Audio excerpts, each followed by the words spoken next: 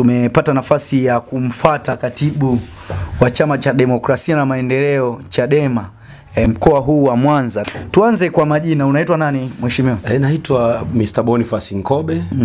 Ni katibu wa Chadema mkoa wa Mwanza. Okay. Naam. Okay, bwana Nkobe, wewe ni mkazi wa wapi? Mimi ni mkazi halisi wa Igoma Shamaliwa, lakini asili yangu ni wilaya ya Kwimba, jimbo la Sumve, kata ya Mantale, ndio nyumbani kwetu. Lakini hapa ndipo nyumbani kwangu ambao kimsingi leo umefika, na nitumie tu fursa hii na familia yangu kusema karibuni. Mjisikie amani, kwa sababu mnapofika pia unapokuwa na ugeni mkubwa kama huo, waandishi wa habari kuja nyumbani ni heshima pia ambayo lazima niitumie muda huu kuwashukuru sana. Okay. Karibuni na karibuni sana. Wewe bwana Nkobe, ulianza masuala ya siasa mwaka gani? Kabla ya kusema kule, kwanza nitumie muda huu kutoa pole kwa Chama cha Mapinduzi, kwa sababu nje ya siasa kuna maisha, kwa kupotewa na aliyekuwa mstahiki meya wa jiji la Mwanza Mheshimiwa Bwile, ambao kimsingi leo ndo tulikuwa tunamwaga nyumbani kwake pale Mahina. Lakini sambamba na hilo, wakati wanaenda kuaga mwili, mama yake pia amefariki asubuhi ya leo wakati wa msiba. Kwa hiyo kwa niaba ya chama changu, kwa maana kwa niaba ya chama changu mkoa wa Mwanza, nitoe pole kwa katibu wa CCM mkoa wa Mwanza, lakini pia nitoe pole kwa katibu wa CCM wilaya ya Nyamagana, lakini pia nitoe pole kwa mwenyekiti wa CCM na wana CCM wote kwa kupotewa na mwanachama wao, lakini pia kwa kupotewa na mzazi wa mwanachama wao ambao kimsingi alitakiwa wawe naye kama sehemu ya familia baada ya mtoto kuondoka. Unajua unapokuwa na meya mstaafu alafu akafariki, alafu wakati wanaenda kuaga mwili wa marehemu mama akafariki, hayo ni majonzi mazito. Kwa niaba ya chama changu, na niombe tu kabisa kutumia muda huu kutoa pole sana kwa CCM, na mimi pia nitashiriki kwenye mazishi kule Tarime nikipata muda mzuri. Hii imekuwaje sasa kutoa pole kwa Chama cha Mapinduzi, wewe kama chama cha upinzani imezoeleka kuitwa hivyo? Kwa sababu wengi wameona kwamba wamezoea pengine hata kikiwa kinafanyika chema, nyinyi kama Chadema mmekuwa mkipinga tu. Lakini kwa nini kwenye msiba mmetoa pole? Ndio maana umesema msiba hauna itikadi ya chama cha siasa. Ndio maana nikutolee mfano, mimi shangazi yangu ni mbunge wa Ilemela, Angelina Mabula. Lakini mimi niko Chadema, yeye yuko CCM. Hakuna popote ambapo msiba unaweza kutofautisha na ubinadamu wa kawaida. Lakini maana ya halisi ya upinzani ni utofauti wa mawazo. Hakuna utofauti wa mawazo kwenye msiba, utofauti wa mawazo uko kwenye itikadi ya vyama vyetu. Ulianza siasa mwaka gani? Nimeanza siasa ni kama miaka 20 iliyopita. Kwa sababu mwaka 2008 wakati natoka chuo, mimi pia nilikuwa mwanasiasa kule chuoni, tunaita CHASO, Chadema Student Organization. Kwa hiyo asili yangu kabisa ya kuanza siasa ilikuwa ni mwaka 2005. Mwaka 2008 wakati nakuja hapa Igoma, nakumbuka pia nilikuwa sehemu ya timu ya kampeni ya mbunge wa Nyamagana Ezekia Dibogo Wenje mwaka 2010. Lakini pia nilikuwa sehemu ya mawakala wa uchaguzi mwaka 2010 kwa kula za Chadema, kwa maana center area ya Igoma, kama sehemu ya watu wanaokusanya data. Kwa hiyo nimekuemo, lakini mwaka 2015 pia, kwa sababu nimekuemo kwenye siasa ya muda mrefu, chama changu kilinipa ridhaa ya kwenda kugombea udiwani kata ya Mantale, jimbo la Sumve. Actually uchaguzi ule haukuwa vizuri sana. Kwa hiyo na kwa sababu nilikuwa mtoto mdogo, kwa maana ya ujana wangu, watu wa vijijini hawaamini katika umri, yani wanaamini katika umri pia, badala ya kuamini katika upeo wa mtu katika uelewa juu ya siasa. Ndio kwamba huyu mtoto hawezi kuongoza, kwa hiyo hawakuniamini. Actually hata nyumbani kwetu nilipata kula, kati ya wapiga kula 1076 nakumbuka, nilipata kula 38 nyumbani kabisa kwenye vituo vyote vya nyumbani. Lakini pia 2020 sasa nikawekeza, kwa sababu unajua hauwezi ukabaki kuwa kijana, unakuwa mkubwa kila kunapokucha. Mwaka 2020 pia Chadema ikanipa ridhaa, nikaenda kupeperusha bendera. Kati ya wapiga kula 5889 na waliopiga kula walikuwa kama 4020. Nilipata kula 1565. Mdiwani wa CCM aliyetangazwa alipata kula 1680, kasoro kula kama 90 na ushehe. Kwa hiyo siasa nimekuwa nikiishi kwenye mazingira yangu. Lakini pia unajua siasa ni maisha. Na siasa kuna siasa za aina nyingi. Uongozi upo wa aina nyingi. Kuna kuzaliwa, kuna kurithishwa, lakini kuna kifarume, kwamba nyumbani kwetu palikuwa na ufarume, kwa hiyo anapofariki mtu anarithi. Sisi uongozi pia ni wa kurithishwa, kwa sababu babu yetu amekuwa mwenyekiti wa vijiji toka 5 mpaka amefariki, lakini pia wamekuwepo wakuu wa wilaya, wamekuwepo wabunge. Kwa hiyo mimi kuwa mwanasiasa ni sehemu ya familia ambayo mimi pia ni mwanasiasa. Hata ni wakati nilifundisha, lakini akili yangu ilikuwa ya kisiasa. Umefundisha nini? Nimefundisha shule ya msingi, shule nyingi kidogo. Wewe ni mwalimu? Yes. Nimefundisha shule ya msingi Bukaga, lakini pia nikahama baada ya kuingia kwenye siasa. Nimefanya kazi na kanisa Katoliki kwenye shule yao inaitwa Magdalena wa Kanosa kwa miaka 8. Iko Igoma kama mwalimu, na mwalimu wa michezo, mwalimu wa taaluma na mwalimu mkuu msaidizi. Ulikuwa unapata changamoto gani pengine unapotaka kwenda kufanya masuala yako ya kisiasa huku wewe ni mwalimu? Kuna mambo makubwa mawili. Kwanza kuna vitu viwili ambavyo watu wengi wana changamoto. Ukiwa nje unaamini kwamba ukitaka kufanya siasa ukiwa mtumishi ni changamoto. Lakini kumbe kuna kitu kinaitwa fear of unknown. Yaani unakuwa na uoga wa usilolijua. Kwamba nikifanya hiki nitatokea na kitu fulani. Mimi nimefanya kazi ya siasa miaka yangu yote. Sijawahi kukutana na changamoto aina yote, kwa sababu najiamini na najua namna ya kufanya siasa, wakati gani nifanye siasa, wakati gani nifanye shughuli ya kiutumishi. Tunaiona t-shirt yako imeandikwa Stronger Together. Ina maana gani? Strong Together kwa maana moja kwamba sisi hii kitu ni kauli mbiu. Unajua kila chama cha siasa kina kitu kinaitwa falsafa ambayo wengine wanaita kauli mbiu. Sisi falsafa yetu tunaamini katika nguvu ya umma. Lakini huwa kuna falsafa zinazotokana na majira ya wakati. Mfano tulikuwa na falsafa kuu, tunaamini katika nguvu ya umma ambayo ni people's power. Lakini kuna majira ya uchaguzi na aina ya muda. Tunaweza tukazungumza upepo. Yes. Mfano tulianza na kitu kinaitwa Operation Sangala. Ilikuwa ni falsafa ya muda ambao tulikuwa na ajenda kubwa ya kuyangoa mapapa yote aliyokuwa CCM kuyaleta. Ndio maana tukaita Operation Sangala. Ilikuwepo Operation M4C pamoja daima. Maana yake ni kwamba ni ya kujenga chama chetu kuwa cha daima, kuwa na umoja wa pamoja. Tukaja na Operation M4C, na kipindi kilichopita tulikuwa na operation inaitwa Operation Okoa Bandari Zetu. Maana yake ilikuwa ni operation ya muda mfupi ambayo ajenda kubwa ilikuwa ni kuhakikisha Watanzania tunawajuza kwamba bandari zinauzwa na ni mali yetu. Tunahitaji kuambia serikali na DP World kwamba hakuna chombo chenye mamlaka ya kufanya biashara ya bandari zetu bila sisi wananchi kufanyaje. Kwa sisi tukaanzisha operation maalum ya kusema Operation Okoa Bandari Zetu. Hivi ni kweli kwamba bandari zilikuwa zinauzwa, au nyinyi kama Chadema mlitengeneza propaganda? Na kuthibitishia bandari zilishauzwa. Ukitaka kujua zimeuzwa, nenda pale bandarini ukaone kama ilivyokuwa ndivyo ilivyo sasa. Naomba tuendelee na hiyo agenda. Mwaka huu tulikuwa na uchaguzi. Uchaguzi wetu ulikuwa na changamoto kadha wa kadha kidogo, kwa sababu waliokuwa wanagombea nafasi za ngazi za kitaifa walikuwa ni watu ambao kidogo ni tough. Unaona mtu anaitwa Freeman Aikaeli Mbowe. Mwenyekiti wangu mstaafu, ulikuwa na mwenyekiti mtu anaitwa Tundu Antipas Mungwai Lissu. Wewe kwa hao ulikuwa upande gani? Kwa sababu tuliona zaidi viongozi wengi walikuwa wamejinasibu kwa viongozi fulani. Mimi niko upande huu, na ndio maana mimi sikuwahi kufanya press conference kwa sababu naongoza watu chini. Ila wewe ulikuwa upande upi? Kwa sababu moyo unasema wewe ni mzalendo. Hebu tuambie. Mimi labda niseme hivi. Kwanza mimi nilikuwa upande wa Chadema. Namalizia, nilikuwa upande wa Chadema. Lakini kura yangu nilimpigia Freeman Aikaeli Mbowe. Sumenielewa nikisema hivyo? Kwa sababu gani? Kura ni haki ya mtu, lakini pia tunaonyesha demokrasia. Sote tukisema fulani ni mbaya, si ni changamoto kubwa ya kisiasa, kwa sababu tunaamini chama chetu. Kwanza dunia toka tuiambie chama chetu kinachoamini katika demokrasia. Demokrasia ni nini? Tulitafasiri siku ya uchaguzi wetu kwamba tumetoka wamoja, na ndio maana ya slogan yetu Stronger Together. Yani umesema kwamba kula yako ulimpatia bwana Aikaeli Mbowe ambaye alikuwa ni mwenyekiti wa chama. Ni kwa nini ulimpatia? Hayo sasa ni mambo mengine, kwamba mfano hakuna sababu. Zipo sababu kwamba kwa nini nilimchagua Nkobe au kwa nini nilimchagua Mbowe. Binafsi niliamini ana vitu fulani ambao mimi nimefanya naye kazi, kwa sababu operation nyingi zilizofanyika nilifanya kazi na Freeman Aikaeli Mbowe.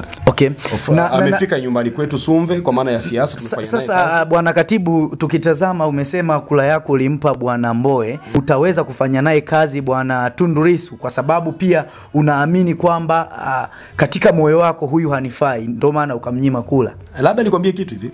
Kuna utofauti kati ya kuamini unamnyima hafai na kuna kuamini katika demokrasia. Narudia. Unapokuwa na watu wawili, lazima mmoja wapo itakuwa ni sehemu ya wewe unachokiamini. Sio kwamba hawafai. Ndio maana hata watunzi wa mitihani shuleni, majibu yote matatu huwa ni sahihi, lakini kuna jibu moja ambalo naamini ni sahihi zaidi. Kwa mimi niliamini wote ni sahihi kwa sababu ni viongozi wangu. Yaani mimi sijawahi kukwaruzana na mtu anaitwa Tundu Antipas Mungwae Lissu. Na sijawahi. Ila moyo wako sina mgogoro naye na sina changamoto naye yoyote ile. Na ni mwanao. Na amegombea, yes, na nimegombea wakati nagombea udiwani alipita jimboni kwangu. Pale Manta, jimbo la Sumve. Lakini Freeman Mbowe pia ni mtu ambaye nimefanya naye kazi. Nitakuwa mtu wa ajabu kama ningeweza kusema simtaki fulani afu nikiuliza kwa nini umtaki, sina sababu za kumtaka. Unaonielewa? Alikuwa ni mwenyekiti. Lazima nipige kura kwa mwenyekiti. Huyu alikuwa ni makamu wake, anataka kuwa mwenyekiti. Lakini uchaguzi umefanyaje?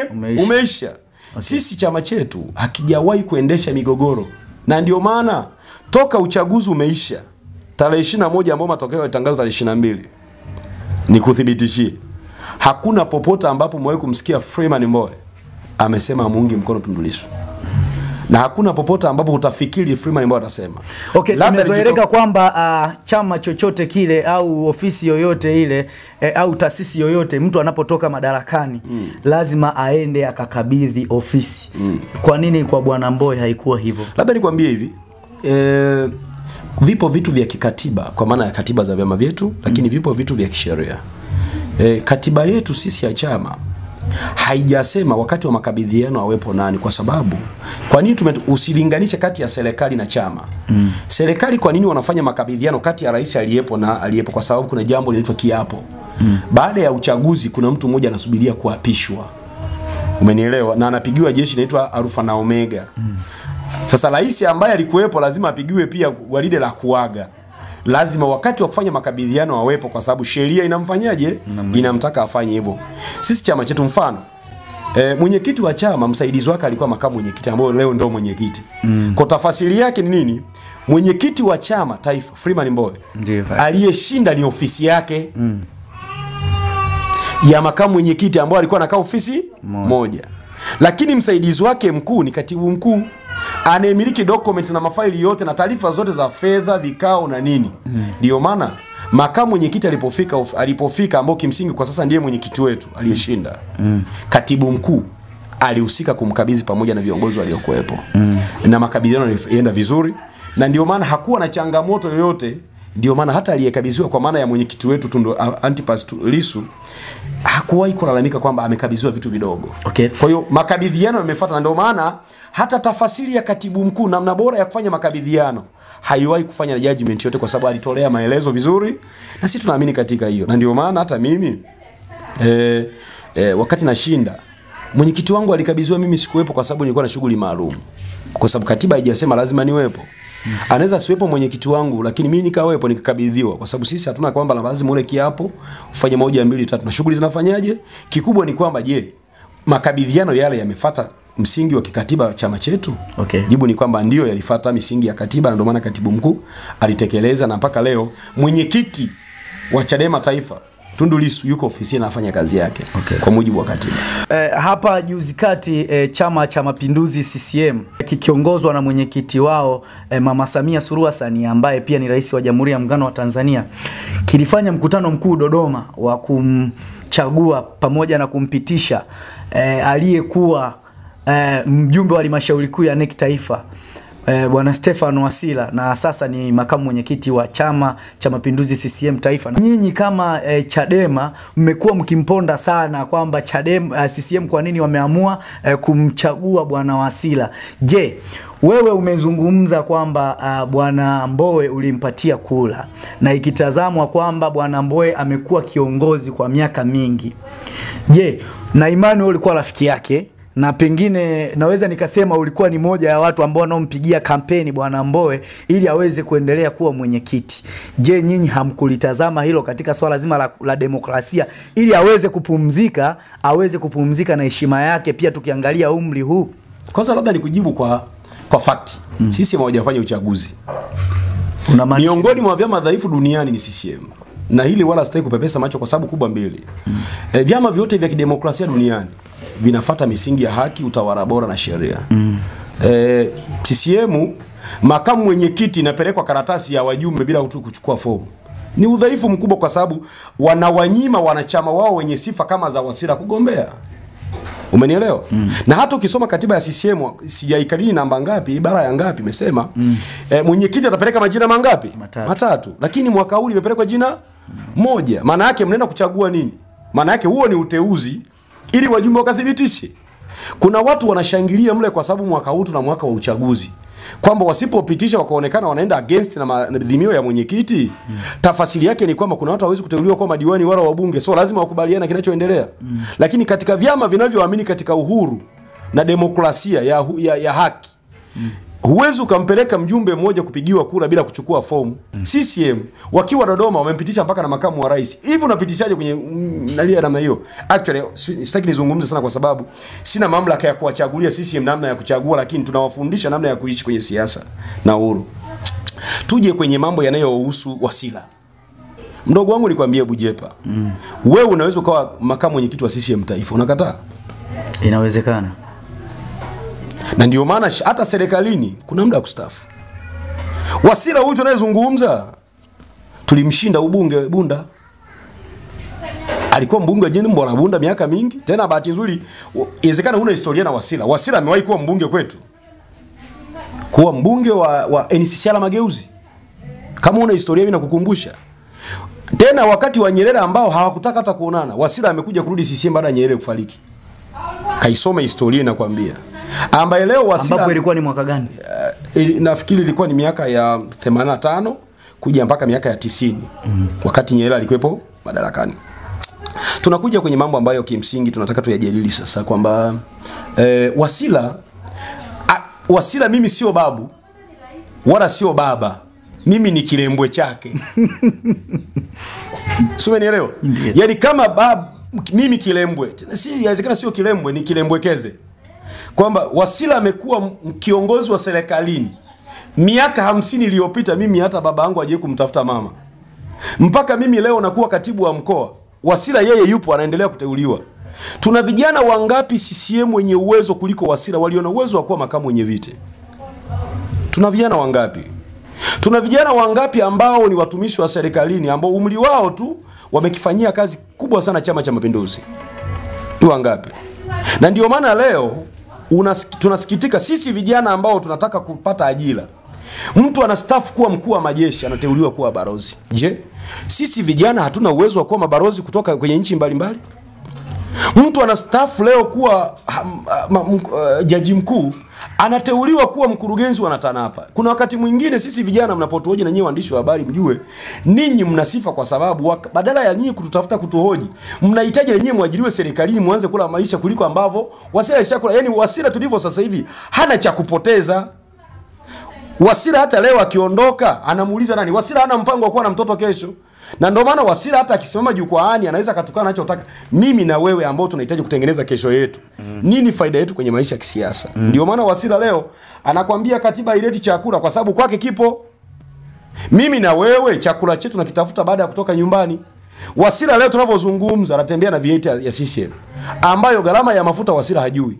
Tunavyozungumza leo Wasira anatembea na gari zote za serikali akija Mwanza. Watumishi wote wa serikali wakija Mwanza tunatumia gharama za mafuta. Wasira chakula anachokila mezani anakutana nacho. Wasira suti anayovaa inashona chama. Na ukiangalia Wasira na miaka 80 anaelekea 90. Mimi na wewe ambao tuko kwenye kutafuta ajira tunapata ajira saa ngapi? Na ndio maana kuna wakati mwingine sisi vijana tunaamua kutoka kwenye mifumo ya kuajiriwa tukajiajiri wenyewe kwa kupitia njia mbadala, kama wewe ambavyo leo ni mwandishi wa habari wa kujitegemea. Unaenda Ukerewe kwa nauli yako, unaenda Buchosa kwa nauli yako, unaenda popote kwa nauli yako, na hoja hapo umekuja kwa nauli yako, unajinunulia kila kitu kwa nauli yako. Serikali wana uwezo wa kuwatafuta vijana kama nyie ambao leo unaweza kumhoji mkuu wa wilaya, unatoka Ukerewe, mkuu wa wilaya amekaa mezani hajakunulia hata maiki moja. Umetoka leo Mwanza kwenda Ukerewe, kwenda kumhoji mtu kwa nauli yako, si ndio? Anatakiwa ajue huyu kijana amekuja, unamwangalia, unamsaidiaje. Bora angekuambia niletee angalau proposal niweze kusaidia. Ndio maana tukasema tuna taifa la ajabu sana liloamini watu wenye umri mkubwa zaidi kuliko wenye umri wanaozaliwa leo. Umenielewa? Okay. Nakuja kwenye swala mwenyekiti wetu Mbowe. Mbowe na Samia wapishani umri, wakizidiana miaka 2-3. Lakini Wasira tunazungumza Wasira ambayo yawezekana Mbowe ni mtoto wa Wasira kwa umri wake. Kwa nini sasa wewe uliyempigia kula Bwana Mbowe, kwa nini usingemshauri akapumzika akabaki na heshima yake? Kwa sababu tukitazama naye amekuwa kiongozi mkongwe kama vile ambavyo wewe unavyodai kwa Bwana Wasira. Mimi na kwa nini Mbowe amegombea? Unaona hii katiba? Hii katiba yetu ya Chadema imesema hivi. Kiongozi yote au mwanachama yeyote atagombea tena na kuchaguliwa kuwa kiongozi endapo wanachama wataridhia. Watafanyaje? Wataridhia. Haijasema kwamba ukifikisha miaka kadhaa hutakiwi kugombea. Ndio maana mimi leo nimekuwa ngazi ya mikoa na naenda kufanya kazi miaka 15. Kwa maana yake sasa ningeongoza miaka 5 au 10 ya vijana niache, kwa sababu issue sio kuongoza cheo gani. Issue ni muda ulioongoza. Maana yake ningeongoza miaka 10 ningeacha kwamba nimeongoza miaka mingi. Lakini pia viongozi wote walioko pale wa kamati kuu wameongoza chama chetu kwa miaka mingi. Mfano Mheshimiwa Lissu ameongoza miaka karibia 20 akiwa mjumbe wa kamati kuu. Issue sio cheo, issue ni muda uliofanya kazi. Kama ni muda, that is a problem. Lakini ndio maana mimi nikasema Mbowe hajazeeka. Amezeeka wapi? Okay. Ndio maana Lissu hajazeeka. Amezeeka wapi? Ukiangalia umri wa Lissu akizijana sana haiwezi kuzidi miaka 10. Ndio maana sisi tunaamini, na ndio maana wamesema juzi baada ya mwenyekiti kuingia ofisini wanajifungia ndani viongozi waliokuepo na wa sasa, secretariat iliyokuepo na ya sasa, tuje tutoke na bomu moja ambalo CCM ataomba hapo na kuahidi. Bahati nzuri unajua ni bomu gani ambalo mnataka nyinyi mtoke nalo? Tulia sasa, sitakufundisha namna ya kutoka na CCM. CCM ni laini kuliko maini. Mimi nakwambia leo. Na ndio maana ushindi wa CCM bila polisi haupo. Tumefanya uchaguzi, nakupa tathmini. Tumefanya uchaguzi wa serikali za mitaa. Mimi ni katibu wa mkoa wa Mwanza, ambao nimefanya rolling capacity kwa mkoa mzima kwenye majimbo yangu 9 ya uchaguzi. Nikikupa tathmini unacheka. Jimbo linaitwa Misungu. Lina vijiji 115. Mkurugenzi mwenye akili timamu ametoka nyumbani kwake amekula makande. Anawakata wagombea wote, anabakiza wagombea 4. Hiyo ni akili?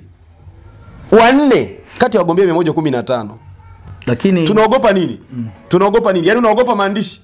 Hivi mimi nikiandika Boniface, halafu nikasahau kuweka I mwishoni, ikawa Boniface Nkobe. Hivi maandishi ya I yanaweza kawaathiri wananchi kwa miaka 5? Lazima tuwe na targetive. Mbona Kenya wainguliwi? Mbona Marekani hajawahi kuona mtu anainguliwa? Lazima tuangalie vitu vya muhimu vya kisheria ambavyo vinamfanya mtu kufanyaje? Kuinguliwa. Hali kadhalika angalia Misungu. Natolea Misungu kwa sababu ni jimbo linaloathirika kila mwaka kwenye nchi yangu. Na juzi akaniambia mtu mmoja kwa siri sana, akasema changamoto iliyopo viongozi wa mkoa wa Mwanza akiongozwa na Smart ambao ni mwenyekiti wa CCM mkoa anatoka Misungu. Alitoa maelekezo kabisa kwamba hataki kuona upinzani kwa sababu walishawahi kumwambia mwenyekiti wa CCM taifa Samia kwamba Misungu hakuna upinzani. Kwa hiyo wanapoonekana wapinzani wanagombea wengi Misungu, inaonekana kama vile kwamba walimdanganya Mheshimiwa Rais. Na sisi tuambie Misungu Chadema ina nguvu kuliko CCM. Na kama wanataka wakubali. Kwa sababu 2019 serikali za mitaa waliengua hivi hivi. 2020 kati ya kata 27 waliengua zote. Wakaengua na mgombea ubunge. Unaogopa nini wakati umefanya eti unaleta barabara, unaleta maji, una vituo vya afya, unaogopa uchaguzi? Kipimo cha maendeleo ni uchaguzi kwenye mifumo ya kisiasa. Kipimo cha maendeleo ni nini? Uchaguzi. Tunakuja hapa Nyamagana. Nyamagana tuna mitaa 176. Waliengua watu wetu karibia 20. Si ndio? Tukabakiza 160 na ushere. Tumeshinda mitaa 3. Na mtaa wangu angalau hapa chini niliwaambia hapa hawawezi kushinda kirahisi. Okay. Hawezi kutoka Kigogo alafu wakashinda. Hapa tulishinda. Okay. Katibu wa Chama cha Demokrasia na Maendeleo mkoa wa Mwanza, Bwana Nkobe, kati ya mwenyekiti wa Chama cha Mapinduzi CCM taifa pamoja na rais wa Jamhuri ya Muungano wa Tanzania, ni yupi unayemkubali? Kwanza hakuna anayemkubali kwa sababu huwezi kuitenganisha nafasi ya CCM na mwenyekiti na rais. Katiba ya CCM imesema, na ndio maana CCM toka Mungu ameumba mbingu na nchi hawaje kuchagua mwenyekiti wa CCM. Kama ambavyo leo wanaendelea kufanya ya hovyo kuteua makamu. CCM ukishakuwa rais unakuwa mwenyekiti automatic. Kwa sababu uwezo kutenganisha kati ya rais na nani? Na ndio maana leo mfano machinga wanafukuzwa mjini. Si ndio? Serikali imeelekeza, nitolee mfano. Halafu anajitokeza CCM inakaa kamati kuu na halmashauri kuu inasema CCM ya azimia machinga warudishwe mjini. Maana yake ni kwamba Samia afukuza machinga na Samia arudisha machinga. Kwa sababu ndio CCM na ndio serikali. Na ndio maana sisi tunapoisema CCM hatutaki kutumia njia ya mkato.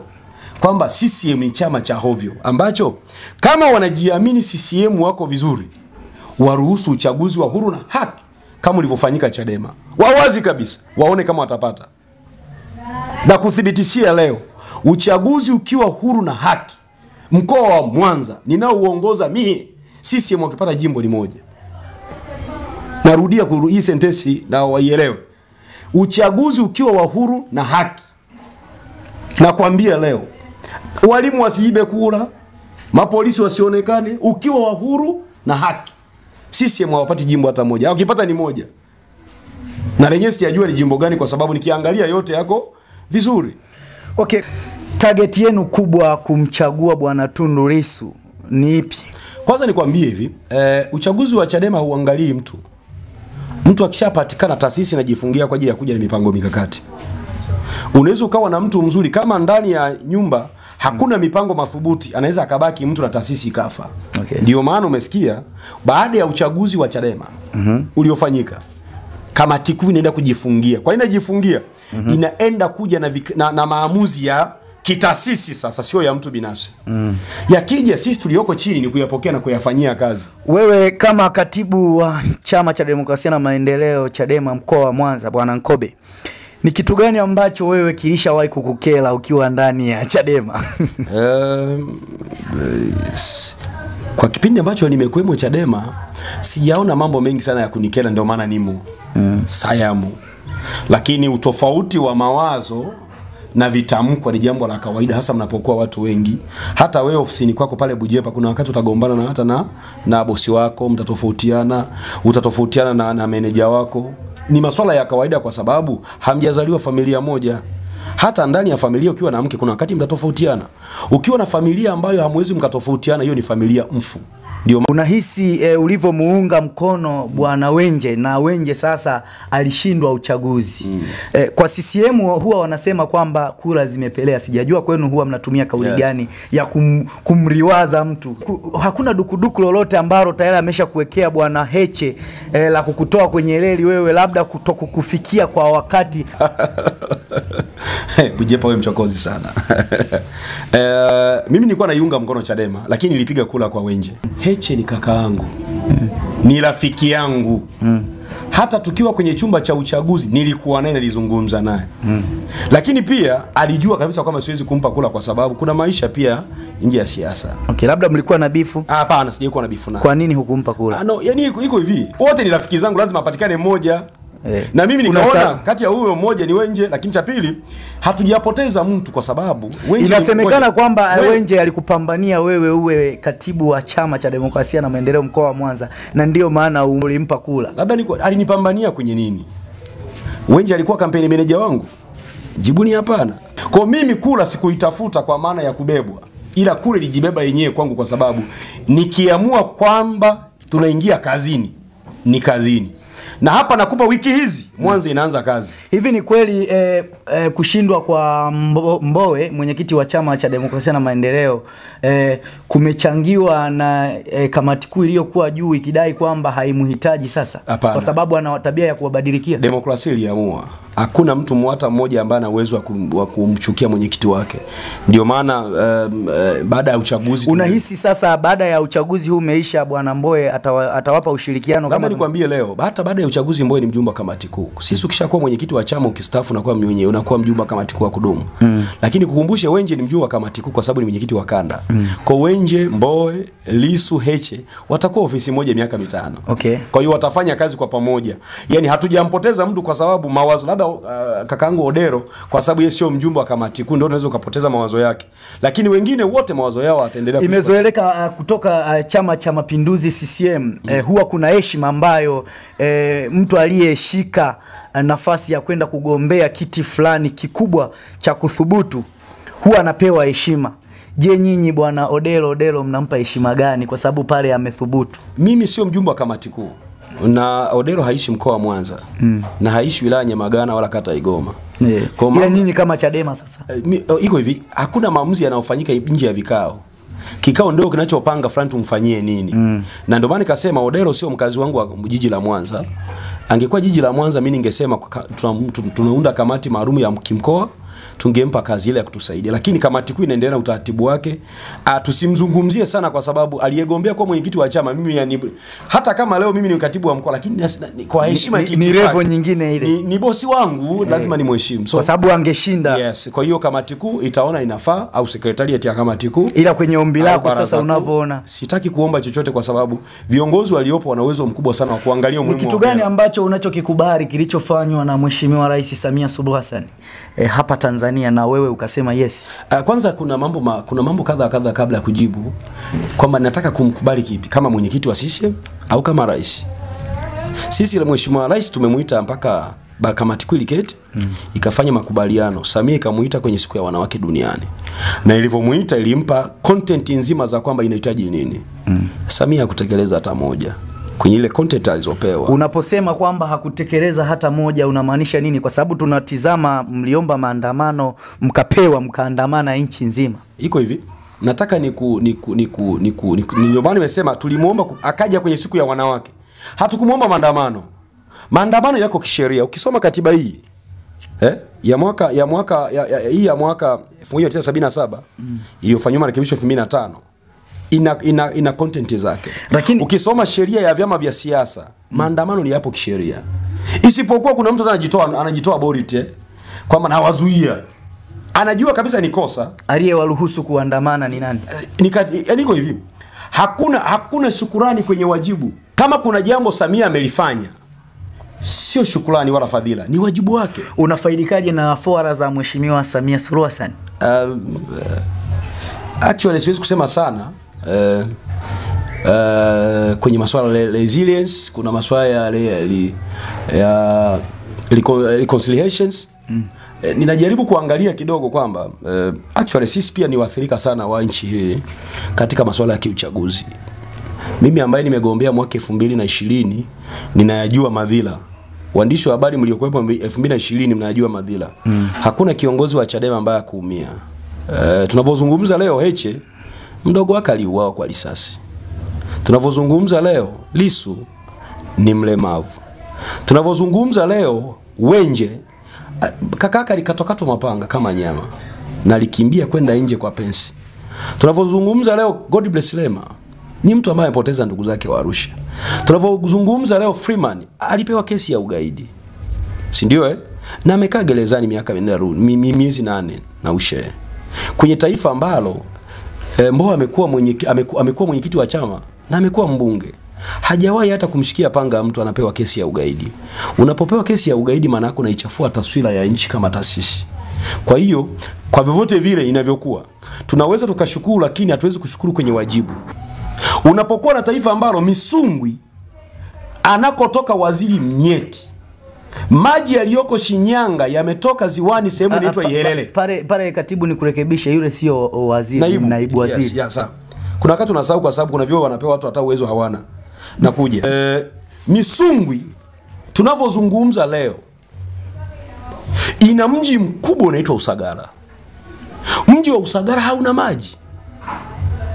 Sio, umenielewa vizuri? Wametengeneza mradi mkubwa wa maji ambao mpaka sasa hujakamilika na unajiendesha kwa hasara. Ungeniambia unakuja mapema ningekupa taarifa zote za kimaandishi ule mradi ukoje. Tunapozungumza leo mradi wa maji ulioko Shinyanga unaitwa Shiwasa. Umeenda mpaka Kahamu unaitwa Kashiwasa. Umeenda mpaka Nzega, umeenda Tabora, umeenda Singida.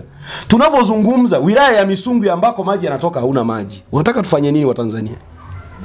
Kwamba ni haki yetu sisi watu wa Misungwi kukosa maji? Tunapozungumza leo kutoka Ziwa Victoria kwenda jimbo la Sumve ni kilomita 60.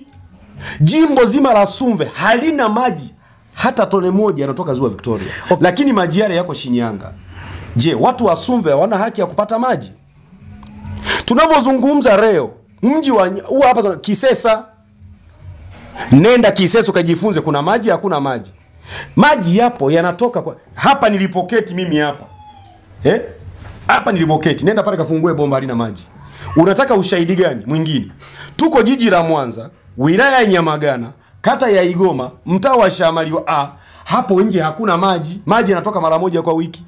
Na ukitaka ushahidi, toka nje ukiwa na TV yako, mlika pale, fungua bomba, hauna maji. Unataka tutengeneze nini kwenye taifa kama la kwetu? Lazima tuwe na content nzito ambazo kimsingi zinatufanya kutengeneza taifa letu. Sisi Chadema, ukiangalia sisi Chadema kwenye sera yetu, huu ndio sera yetu ya chama. Tuna mambo 12 kadha wa kadha. Hii ndio, unajua kuna watu wako wenyewe wanasema Chadema hawana sera. Sikiliza.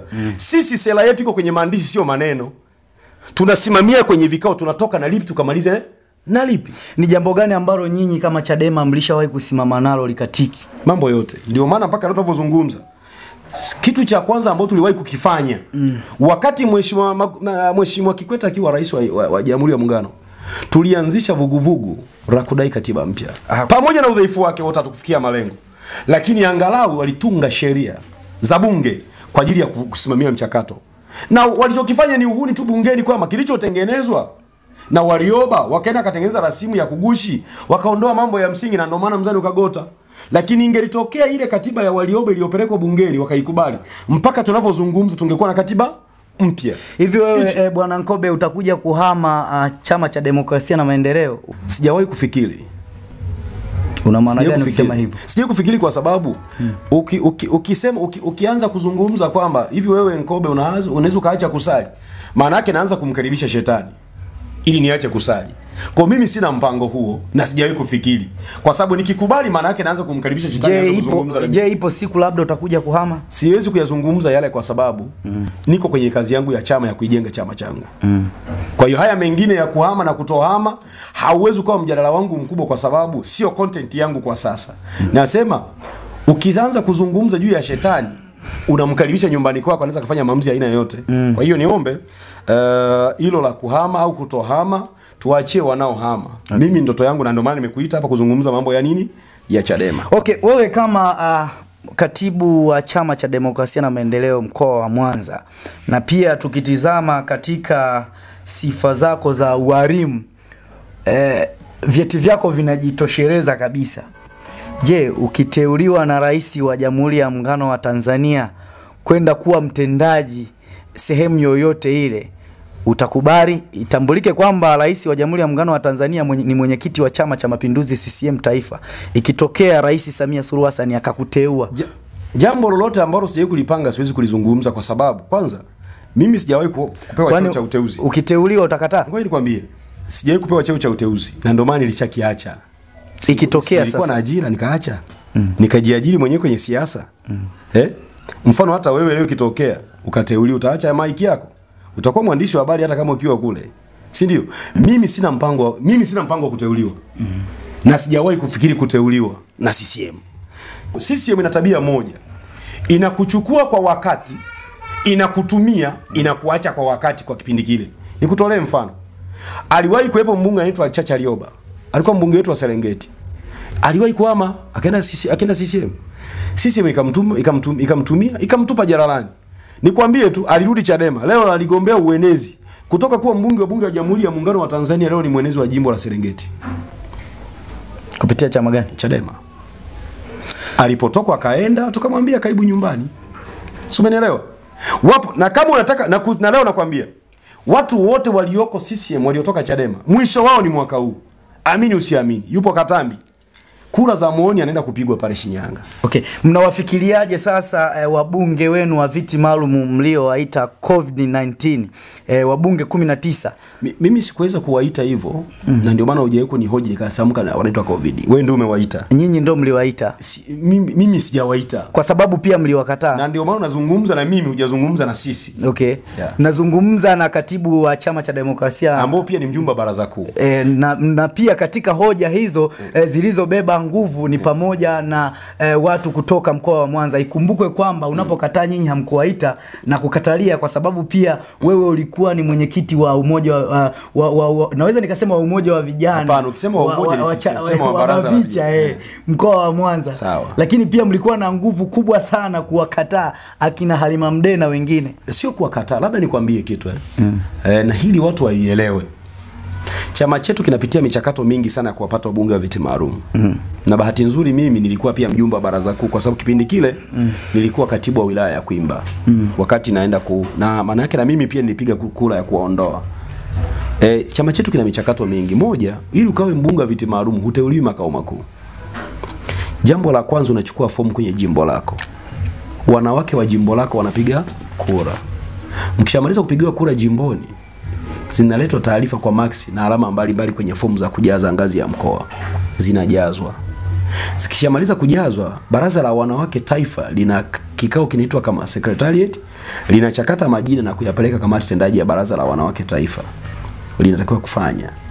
Na baada ya pale, baraza la wanawake linapeleka kamati kuu kwenda kufanya majadiliano ya mwisho na kufanya uteuzi, kwa sababu chombo chenye mamlaka ya kufanya uteuzi wa wabunge wa viti maalum, wabunge wa majimbo na madiwani wa viti maalum ni kamati kuu kwa mujibu wa katiba yetu. Hizo processes zote hazijafanyika. Kwa wao sio kwamba tuliwafukuza kwa kuonea. Hawakufuata process, na ndio maana kwenye mkoa wangu wa Mwanza ambao mimi nauongoza, tulitumia process za kuwapata kuna watu waligombea kwenye majimbo. Si ndio?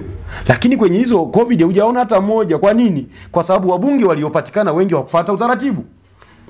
Umenielewa vizuri? Na ndio maana ukienda mkoa wa Mara utakutana na wabunge wawili. Utakutana na Esther Matiko na Esther Bulaya kwa sababu ni marafiki. Ukienda Shinyanga utakutana Salome Makamba. Ukienda mkoa wa Kagera utakutana na wabunge karibia watatu. Kuna wa hapa Mwanza huwa ni nani? Hatuna hata mmoja. Sisi hatuna. Kule unakutana na Agnesta Lambert kutoka Kagera, kuna Anatropia, lakini pia na mama Conchesa Rwamlaza. Watu wanatoka mkoa mmoja. Sisi chama chetu kinagawa wabunge wa viti maalum kwa usawa. Kama tutapewa moja nchi nzima tutapewa moja. Ndio maana miaka iliyopita kwenye uongozi wangu niliokuepo, hata niliowakuta, tulikuwa na mama mmoja tu Leticia Nyerere kutoka Sumve. Aliwahi kuwa mbunge wa viti maalum. Na sisi hatubagui. Yule ni mkwe wa Mwalimu Nyerere. Alikuwa mke wa Madaraka. Lakini out of that tuliwahi kuwa na Susan Masere mbunge. Kwa nini tulikuwa nao? Ni kwa sababu chama chetu kinachakata majina na kutuletea mmoja kwa niaba ya wote huwa kinafanya. Na ndio maana tukasema kwa kuwa hawajafuata mchakato wote wa kikatiba na kisheria, basi sisi hatuhusiani nao.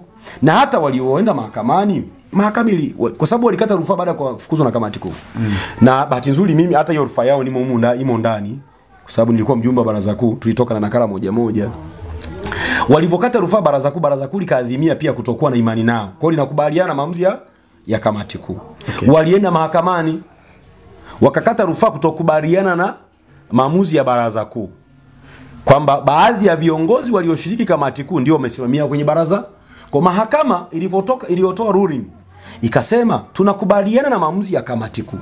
Tunakubaliana na maamuzi ya kamati kuu, isipokuwa ya baraza kuu yafanywe marejeo upya, kwa sababu kuna viongozi wa kamati kuu walisimamia kikao cha baraza kuu, kwa wameathiri maamuzi ya nini? Ya baraza kuu. Je, sasa wakisha kurudi kwenye chama chao cha Demokrasia na Maendeleo mtawapokea? Hiyo ni michakato ya kikatiba, na bahati nzuri mwanachama yote anaporudi anarudi kwenye tawi lake. Mimi kwenye mkoa wa Mwanza kwa sababu hawapo, maana yake siwezi kupokea mtu kwa sababu hawaishi kwangu. Lakini wale wanachama wangekuwa wanaishi kwako, chama makao makuu, kwa maana kwa sababu hawakufukuzwa na mie. Walifukuzwa na kamati kuu, baadaye ikaidhinishwa na baraza. Maana yake wanatakiwa kufanya marejeo ya kikatiba, kwa sababu katiba yetu inasema mamlaka iliyokufanyia maamuzi unaweza kuiomba kufanya marejeo juu ya uamuzi ulioufanya na kuona kama unaweza uko sawa. Ni katiba yetu. Kwa hiyo wanaweza kafanya wakaomba kurudi, na wakishaomba wakaruhusiwa. Mimi na sisi kazi yetu. Unahisi wewe kama katibu wa chama cha Demokrasia na Maendeleo Chadema mkoa wa Mwanza,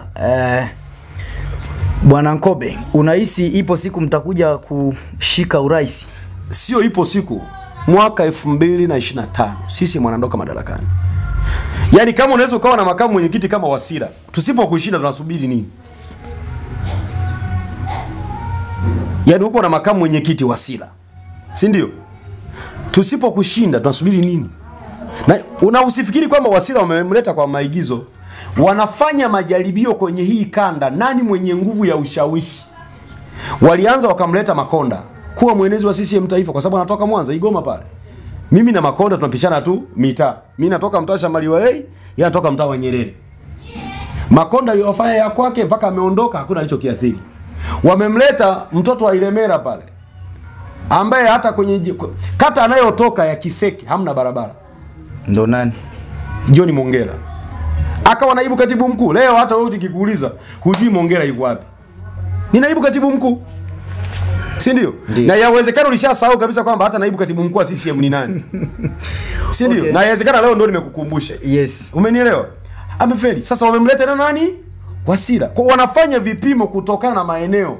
Sisi hatufanyi vipimo. Wananchi wanaitaka Chadema. Wananchi wanataka nchi yao. Wananchi wanahitaji kufanya maamuzi juu ya taifa lao. Vijana wa nchi hii wanahitaji uhuru wao wa kufanya maamuzi, na ndio maana uchaguzi wa mwaka huu wamepeleka mpaka kwa wanafunzi kuwaandikisha. Umeelewa? Narudia kuisema, kama wanajiamini CCM, waruhusu uchaguzi uwe wa huru na haki. Yaani waruhusu wagombea wetu wa udiwani wateuliwe wote. Waruhusu wasimamizi wetu wa uchaguzi wasimamie vizuri bila kuwa na mbwembwe na nginjanginya yoyote. Waruhusu kura zipigwe hadharani. Waruhusu polisi kazi yao ni kulinda ulinzi na usalama kwa uhuru. Waruhusu tu, alafu waone what next. Tutawaonesha namna gani wananchi wanaitaka taifa lao. Okay. Na ni mwaka huu. Wewe kama katibu wa Chama cha Demokrasia na Maendeleo mkoa wa Mwanza, ni neno gani la mwisho ambalo ungependa kuambia watazamaji wa Bujepa Media? Mimi na mambo makubwa mawili. Jambo la kwanza, Chadema tumemaliza uchaguzi. Tumetoka kwenye changamoto tulizokuwa nazo za kiuchaguzi. Sasa ni chama kimoja, kinaitwa Chama cha Demokrasia na Maendeleo. Tukaijenge nyumba moja. Na sisi kwenye mkoa wetu wa Mwanza tumejipanga kwa mambo makubwa mawili tu.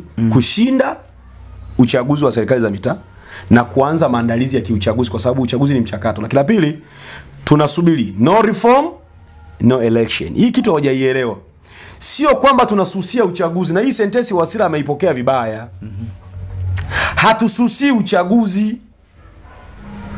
Na ndio maana tujasema no reforms, we cannot participate in the elections. Tumesema no reform, no election, maana yake hakuna uchaguzi, maana yake tutazungumza na wananchi uchaguzi usifanyike, ndio tafasiri ya no election. Lakini kwa sababu Wasira hajui, wamesema hawatasusia, kwa sababu hata Kiingereza ni changamoto. Tunafanya tafasiri